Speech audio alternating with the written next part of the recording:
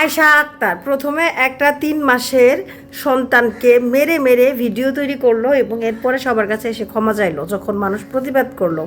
তার দিক দিয়ে কিন্তু সে সফল, সবার কাছে সে পৌঁছে গেছে। যেই নিয়তে সে বাচ্চাটাকে মারছিল, অত্যাচার করছিল, সেই নিয়তটা তার সফল হয়েছে। সে এখন সবার কাছে ক্ষমা চেয়ে যাচ্ছে। দেখা যাবে যে গতকালকে 1000 ফলোয়ার ছিল, তার 2000 ফলোয়ার অলরেডি হয়ে গেছে। তার মানে কিন্তু তার নিয়তটা যতটুকু সম্ভব পূরণ হয়েছে, না মনের ইচ্ছাটা পূরণ হয়েছে, সে ভাইরাল হয়ে গেছে।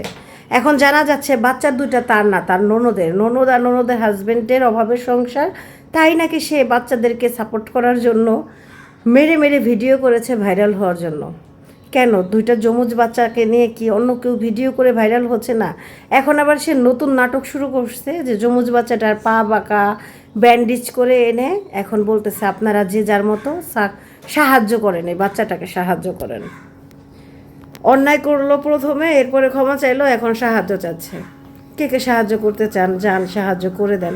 তবে একটা কথা মনে রাখবেন, এইসব অপরাধীদের দেখে আরও 2-10টা অপরাধীরা অনুপ্রাণিত হয় যে কি হয়েছে, ওর তো কিছুই হয় নাই, বাচ্চাটাকে মারলো, মারার পরে আবার ক্ষমা চাইছে, সবাই ক্ষমা করে দিছে এবং কি পরবর্তীতে তাকে সাহায্যও করছে।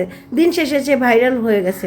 তাহলে আমরাও চেষ্টা করে দেখতে পারি, কিন্তু এই দেখতে পারির চক্করে বিপদে পড়বে কে? ছোট ছোট বাচ্চাগুলা।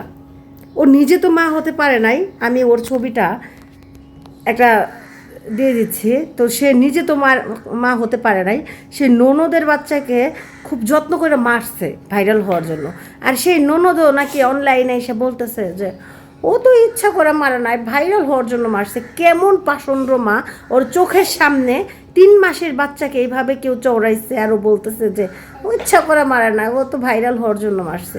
কিন্তু আমার 12-13 বছরের বাচ্চার গায়েও যদি এভাবে কেউ আমার সামনে হাত দেয়, আমি তার হাত ভেঙে রেখে দেবো। আমি নিজে আমার সন্তানকে দরকার হলে শাসন করব যখন দরকার হবে, কিন্তু 3 মাসের 5 মাসের বাচ্চার তো কোনো শাসনের প্রয়োজন নাই, ওরা তো ফেরেস্তা। আর ফেরেস্তার গায়ে হাত তোলা হয়েছে। এই মহিলা এখন এসে ক্ষমা চাচ্ছে, আবার মানুষের কাছে সাহায্যও চাচ্ছে। আজব ব্যাপার।